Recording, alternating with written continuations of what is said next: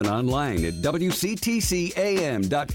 Jersey moves fast. Join the show that keeps you one step ahead. Jersey Central with Bert Barron on the new Talk Radio 1450 WCTC. It is 8:08. Good morning to you. It's hour number 3 of Jersey Central on the new Talk Radio 1450 WCTC. The voice of Central Jersey. We'll do our need to know things a little bit later on here in this 8 o'clock hour. Cloudy and 70, by the way, if you're just kind of waking up and getting going. We'll get a traffic and weather update coming up for you at 8:15. Let's continue our interview series with the New Jersey Film Festival Fall 2018 film series, which is happening. And kind of kicking things off here this coming weekend over at Rutgers. And Professor Al joined us last week with a preview of the festival. And now we'll continue our interview series, and we'll get to meet some of the filmmakers here. I have a couple of guests who are standing by on the Miller Lite Jersey Central Newsmaker hotline, and these guys are the co-directors of a film that is called The Loring. Let's welcome in Chris Wells and Brian Berg to the show this morning. Good morning, guys, and with a name like The Loring, I'm scared just to say the title of this movie, and Professor Al said the movies were going to be a little bit dark this weekend, but Chris, talk about The Loring. What do you want people to know about that? Well, we had a blast shooting it. The Loring is a psychological thriller about a man named Garrett who tries to recover his lost memory that took place during his 10th birthday at his family's vacation house in Vermont. And it's a lot of fun, and we're hoping that people come out and support us. Interesting. Where did this concept come from? Brian Berg, who is the other director who's with us here today. Did this a concept that you guys have had a while, or how did this idea get started? Hey, Bert. So Chris actually wrote the script for this film, and I guess he has a lot of dark moments living inside of him that he was able to pull out and put down onto paper in a pretty good fashion. And going up to Vermont, and as beautiful and serene as it is up there, it's also kind of lonely and desolate, and I think you kind of get that combination in the film of a lot of beauty and a lot of horror.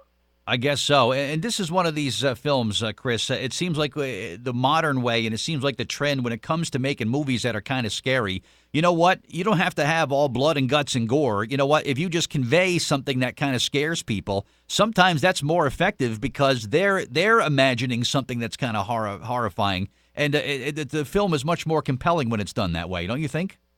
I agree. I mean, that's what nightmares are made of. And I really kind of dug deep into my darkest fears and just put it on paper. And I'm just so excited to show it this weekend. Awesome. Brian, talk about casting this film. Who were some of the people that you got to star in this project? And they were probably pretty excited about this, right?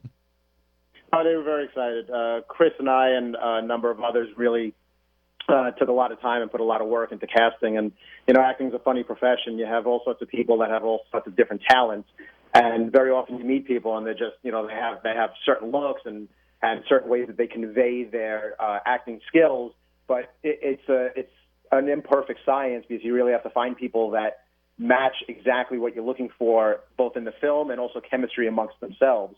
And after spending an inordinate amount of time with casting calls, we really found a cast that not only fit exactly what we're looking for the script, but also really gelled when it came together, working together, and really just got along great. And I think that chemistry really shows on film. Awesome. And the film, again, is called The Loring, and it will be the highlight, the main attraction, if you will, on Saturday night for the opening weekend of the New Jersey Film Festival. This will be the main feature that will be shown, and you can visit njfilmfest.com, of course, for all the information. Chris, have you guys shown this film at some other festivals, and what's the reaction been from people that have seen this? No, this is our premiere. We haven't shown it anywhere. Nice. That's why we're extremely excited. A bunch of people in Jersey, they'll tell you right away what they think of your movie, so that's good, right? Yeah, we hope. I mean, I'm from New York, so I'm used to it. Nice. Yeah, there you go. And Brian, you guys are going to be on hand this weekend also to answer some questions and talk to people about the movie? Absolutely. We're doing a meet and greet before, so please come a little bit before the showing starts at 7. We'll be there around 6 or so before to meet and greet. We'll be doing a Q&A afterwards, and then we'll all go out to celebrate after that.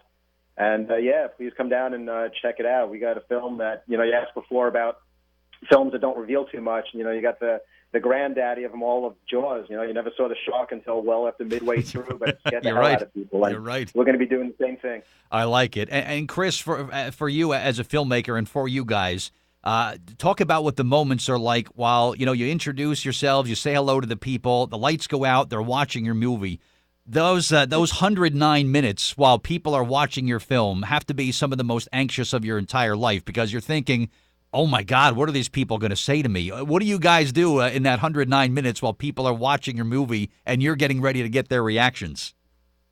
Well, I wasn't worried about it until you brought it up. Well, I'm just wondering what it's like for you guys, you know? No, I'm only kidding. No, I'm excited. I mean, we worked so hard for this film. We've got a great cast and crew that really, you know, worked very hard to make a great film. So I'm just excited. I'm looking for the opportunity to show our efforts. So it's just, I mean, obviously we're nervous, but it's mostly excitement. A good nervous, then, if that's the case, then. Yeah. Right. Exactly. Cool stuff. Brian, is there somewhere where people can go online, maybe see a trailer or get some more information before they come out Saturday night? Absolutely. Go to The Loring, and that's Luring. And so the whole thing is The Loring, TheLuring.com. You'll see everything about the film. You can pick up tickets, just Google New Jersey Film Fest. Yeah. And you'll see that. And please come by. Like I said, it's really going to be a great time. There are 2 great short films showing before ours. And, you know, hey, I'm producing this movie, but I'm not going to hesitate to say that it is a damn good film. So come out and really see a great debut effort. I love a filmmaker who is proud of his work, man. So good for you, and you guys are going to have some fun this weekend. So Brian Berg and Christopher Wells, co-directors of The Loring, thanks for the time today, guys. Have some fun, and good luck, and congratulations on the film, all right? Thank you very much. You bet, guys. All right, thank you. All right, Jersey Central traffic and weather time, 8:15. Traffic and weather every 10 minutes on the 5s. We'll come back and we'll talk to another filmmaker coming up in just about 60 seconds. So stay right there. Let's get the traffic check first. Tom Colangelo. This update brought to you by Positive Coaching Alliance. Jam solid off of 440 up to exit 4 on 287. Very busy out by River Road. Turnpike, tough ride all the way up through Carteret and Linden, heaviest in the truck lanes. Parkway starts to build before the Driscoll as the local and express lanes come together. A lot of company north of the Driscoll through Clark and Cranford up to 137. Accident reported on Route 18 just past Route 1. Delays begin prior to the Turnpike right around Old Bridge Turnpike, and looking at delays of up to 20 minutes on New Jersey Transit. If you have questions about youth or high school sports, Positive Coaching Alliance can help. PCA is a national nonprofit organization developing better athletes and better people through youth and high school sports. Learn more at positivecoach.org. I'm Tom Colangelo with your 1450 WCTC traffic update. And I'm WeatherWorks meteorologist Chris Castellano with the 1450 WCTC forecast. Well, we may have some lingering flooding issues across parts of the area this morning, but we don't have to worry about that being exacerbated by any further rain here the rest of the morning or the rest of the day on this Thursday. There could be a returning shower in the afternoon, so we're not completely out of the woods just yet, but it shouldn't be too significant. It's otherwise mainly dry, good deal of cloud cover. Could see a couple of breaks of sun, so it's not rolled out, but it will be a struggle temperature-wise in the upper 70s. Cloudy for tonight, areas of fog and drizzle again for the overnight. We're down to 70. Tomorrow, Friday, clouds will break to sun later in the afternoon. We're sort of in that battleground between Florence Well to our south and high pressure to our north. The high pressure is going to actually eventually win out, keeping Florence Well to the south and actually allowing that sun to break through later in the day tomorrow, but we could see a shower early. Highs for the day near 80. Then into Saturday, it's a continued improvement and a beautiful weekend actually as it turns out, with a mix of sun and clouds in the low 80s. Sunday looking very nice as well. So again, sunshine low to mid 80s, but early to mid next week, we do have to watch for some of the remnants that may return to the area of Florence that could bring some rain and wind towards that time period. Right now, we're at 70 degrees under cloudy skies with the 1450 WCTC forecast. I'm WeatherWorks meteorologist Chris Castellano. Speak up and be heard on Jersey issues that matter most to you.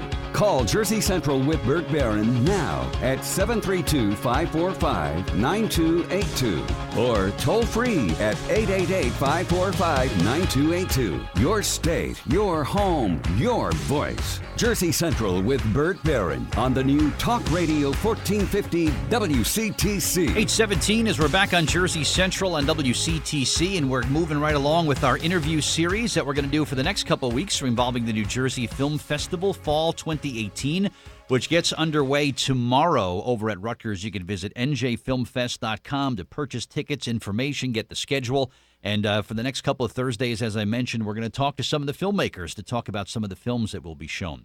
My next filmmaker standing by on the Miller Lite Jersey Central Newsmaker hotline. This is the one that's kind of batting leadoff. This is the first film that will be shown beginning tomorrow at Voorhees Hall, number 105, and another dramatic film that is called Whoever Was Using This Bed. And it's great to welcome in the director of the film who is joining us this morning. Andrew Kotatko is with us here on WCTC. Andrew, good morning. It is Burt Barron. How are you?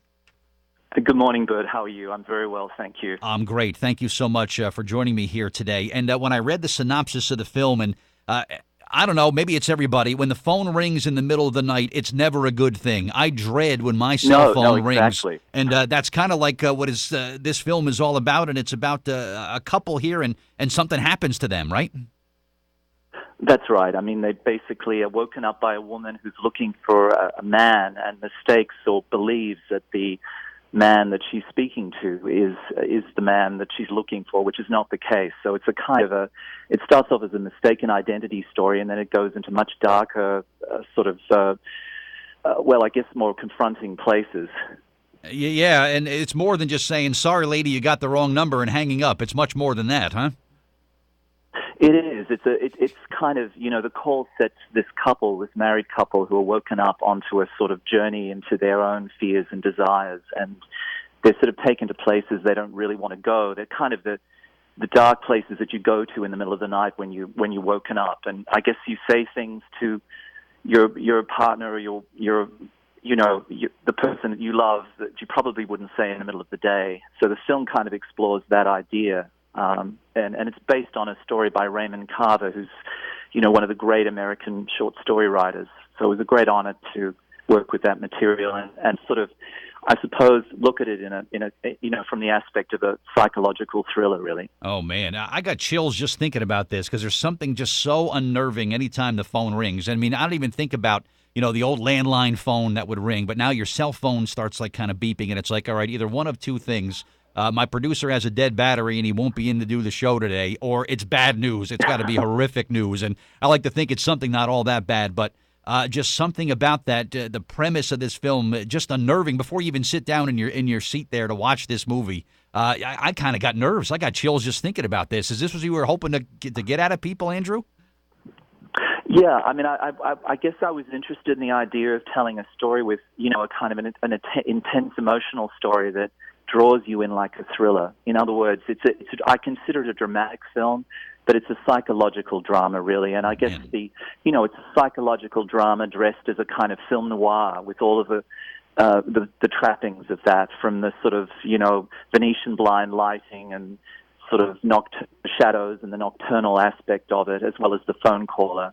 And we chose an actress for that phone call called Jane Birkin, who was in an iconic film by Michelangelo Antonioni called Blow Up from the 60s, and she's one of the great sort of actresses of that period, and an icon in France as well.